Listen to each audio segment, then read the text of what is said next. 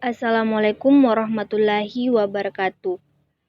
Di sini, saya akan menjelaskan tentang memahami dan mengaplikasikan beberapa aplikasi pengolahan data menggunakan MS Excel.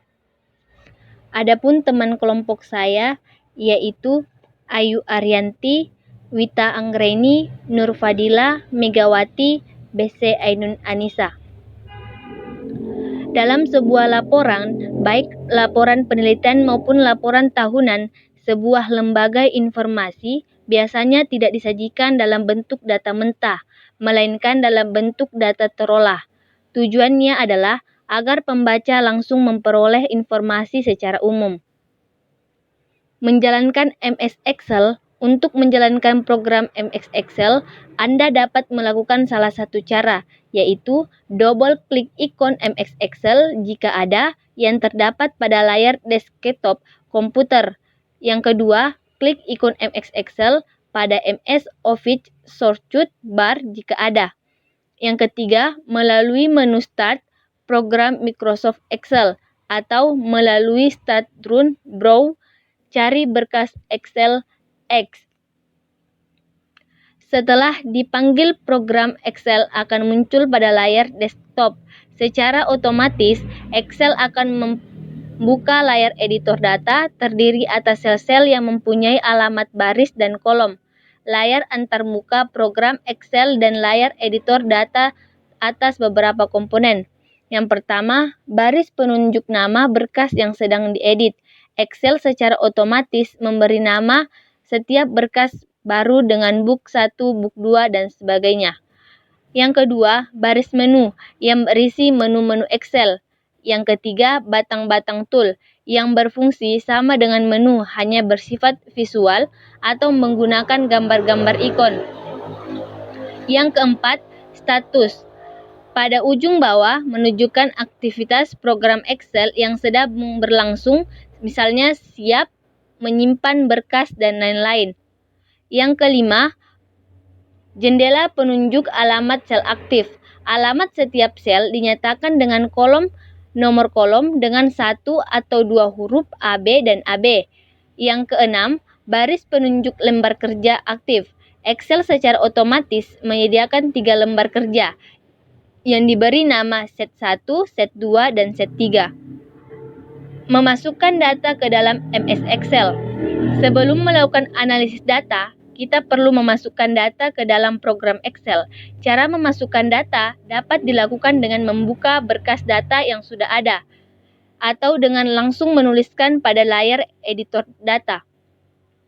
Fungsi-fungsi dalam Excel untuk mengelola data. Yang pertama, menentukan jumlah. Data tersebut pada Excel ditulis pada sel-sel A3 sampai dengan J33. Baris ketiga berisi judul-judul kolom data. Kolom K masih kosong harus dilengkapi dengan jumlah nilai-nilai semua bidang studi dan setiap siswa.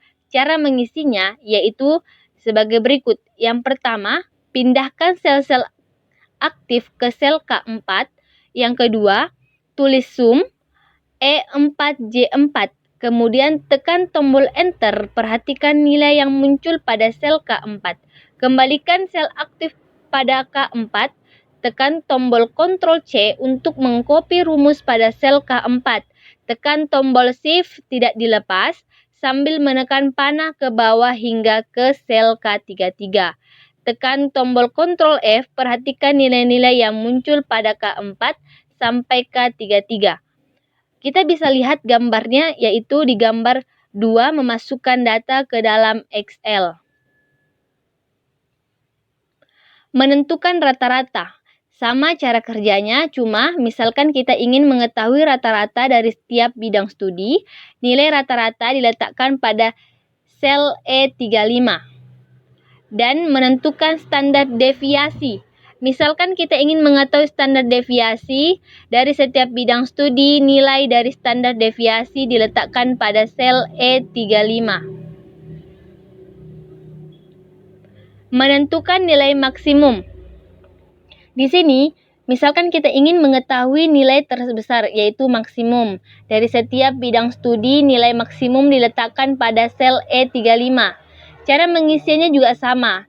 dipindahkan sel aktif ke sel E37, tuliskan max 4 E4 E33, kemudian tekan tombol enter, perhatikan nilai yang muncul pada sel E37. Kembalikan sel aktif pada E37, kemudian tekan tombol Ctrl C untuk mengcopy rumus pada sel E37. Tekan tombol Shift tidak dilepas sambil menekan panah ke kanan hingga ke sel J37. Tekan Ctrl F, perhatikan nilai yang muncul pada sel E37 sampai J37. Menentukan nilai minimum. Misalkan kita ingin mengetahui nilai terkecil minimum dari setiap bidang studi. Nilai minimum diletakkan pada sel E37. Cara mengisi sel E37 yaitu pindahkan sel aktif ke sel E38, tulis min E4 E33, kemudian tekan tombol enter. Kemudian tekan tombol Ctrl C untuk mengcopy rumus pada sel E38. Tekan tombol Shift tidak dilepas sambil menekan panah ke kanan hingga ke J38. Tekan tombol Ctrl F, perhatikan nilai yang muncul pada sel E38 sampai J38. Yang kemudian mengurutkan data. Misalkan ingin mengurutkan data berdasarkan jumlah tiap-tiap siswa. Yang pertama, pilih rek yang akan diurutkan. Yang kedua, pilih data. Yang ketiga, pilih kolom sort by, pilih kolom jumlah sebagai kunci pengurutan pertama. Yang keempat, pilih ascending, pengurutan meningkat, atau descending, pengurutan menurun. Jika ada kunci pengurutan kedua dan ketiga, isikan pada kolom the by. Yang keenam, jika rek daftar yang akan diurutkan mempunyai judul baris, aktifkan header row pada my list has, klik OK, perhatikan nilai-nilai yang muncul pada kolom K. Fungsi if, misalkan pada kolom M akan diisikan sebagai kolom keterangan dengan ketentuan. Yang caranya yaitu pindahkan sel aktif ke sel M4, tuliskan if 149,5 sangat baik, if 147,9 baik, if F 145,9 cukup kurang. Kemudian tekan tombol Ctrl C untuk mengcopy rumus pada sel M4, tekan tombol Shift tidak dilepas sambil menekan panah ke bawah hingga ke sel M33. Tekan tombol Ctrl F, perhatikan nilai-nilai yang muncul pada sel M4 sampai M33. Fungsi database. Fungsi count akan dilakukan di rekapitulasi banyaknya peserta dan tiap-tiap sekolah. Untuk itu, buatlah lembar kerja seperti tampak pada lampiran kedua. Akan dihitung banyaknya peserta. Untuk SMU 1 disampaikan dalam sel C45. Caranya yaitu, yang pertama pindahkan sel aktif ke sel C45, tuliskan docode A3 M33 Bahasa Indonesia C4344. Kemudian tekan tombol enter, perhatikan nilai-nilai yang muncul pada sel C45, kembalikan sel aktif pada C46. Tekan Ctrl C untuk mengcopy rumus pada sel C45. Tekan tombol Shift tidak dilepas sambil menekan panah ke kanan hingga ke sel E45. Tekan Ctrl F, perhatikan nilai-nilai yang muncul pada sel C45 sampai E45. Fungsi Dafargek akan dilihat nilai rata-rata bahasa Indonesia dari setiap sekolah. Untuk itu buatlah lembar kerja seperti tampak lampiran kedua. Caranya sama, pindahkan sel aktif ke sel C46, tulis Dafargek A3 M33 Bahasa Indonesia C4344, kemudian tekan tombol Ctrl C dan tekan Ctrl F, perhatikan nilai-nilai yang muncul pada sel C46 sampai E46. Fungsi demin akan dilihat nilai terendah, yaitu dengan cara kita bisa pindahkan sel aktif ke sel C48. Tuliskan demin A3 M33 Bahasa Indonesia C4344. Kemudian tekan tombol enter. Perhatikan nilai yang muncul pada sel C48. Kembalikan sel aktif pada C4, tekan tombol kontrol untuk mengcopy rumus pada sel C48, tekan tombol Shift, tekan tombol Ctrl F, perhatikan nilainya yang muncul pada sel C48 sampai E48. Fungsi DSTDF akan dihitung standar deviasi dari nilai bahasa Indonesia dari tiap-tiap sekolah. Untuk itu, buatlah lembar kerja seperti tampak pada lampiran yang dihitung standar deviasi dari nilai bahasa Indonesia untuk SMU 1 dan disampaikan dalam sel C49. Cara pengisiannya yaitu, yang pertama, pindahkan sel aktif ke sel C4, 9. Tuliskan DSTDF A3M33 Bahasa Indonesia C4344. Kemudian tekan tombol Enter. Perhatikan yang muncul pada sel C49. Kembalikan sel aktif pada C49. Yang kemudian tekan tombol Ctrl C. Tekan tombol Shift tidak dilepas sambil menekan panah ke kanan hingga ke sel E49. Tekan tombol Ctrl F, perhatikan nilai yang muncul pada sel C49 sampai E49. Fungsi flowcup. Agar memahami fungsi flowcup, buatlah lembar kerja yang baru dan buatlah seperti pada lampiran 3.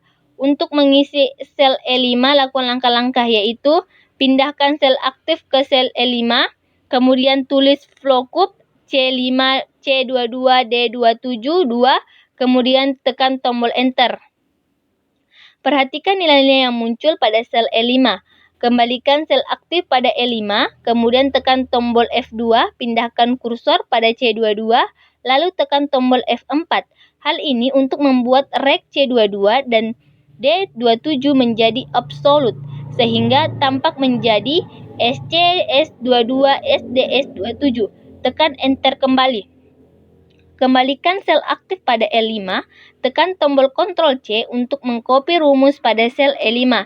Tekan tombol Shift tidak lepas sambil menekan pada ke kanan hingga ke sel E59. Tekan tombol Ctrl F, perhatikan nilai yang muncul pada sel E5 sampai E19. Fungsi flowcup. Fungsi holocup hampir sama dengan fungsi flowcup. Yang membedakan hanyalah penyusunan tabel array yang berkembalikan dengan tabel array pada fungsi flowcup. Agar lebih memahami, silahkan Anda bisa melihat, yaitu untuk mengisi kolom jadwal kerja. Caranya, yang pertama, pindahkan sel aktif ke F5, tulis holocup C5, SES23, SGS2252. Lalu tekan tombol Enter, kemudian tekan tombol Ctrl F, C untuk mengcopy rumus pada sel F5. Tekan tombol Shift sambil menekan panah ke kanan hingga sel F19. Tekan tombol Ctrl F, perhatikan nilai-nilai yang muncul pada sel F5 sampai F19. Untuk mengisi kolom gaji per jam, pindah sel aktif ke H5. Tulis holocup C5, SES23, SGS253. Lalu tekan tombol Enter, kembali sel aktif ke H5.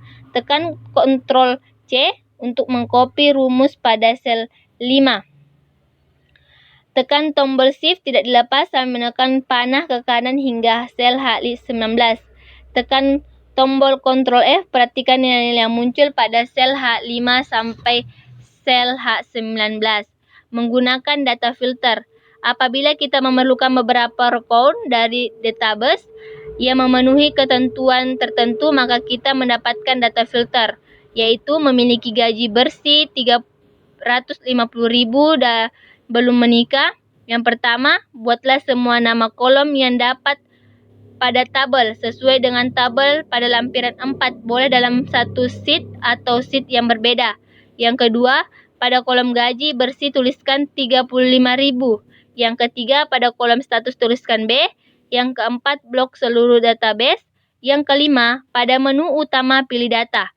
Yang keenam, pilih filter lalu pilih Envelop filter sehingga pada layar tampak seperti berikut. Seperti ini.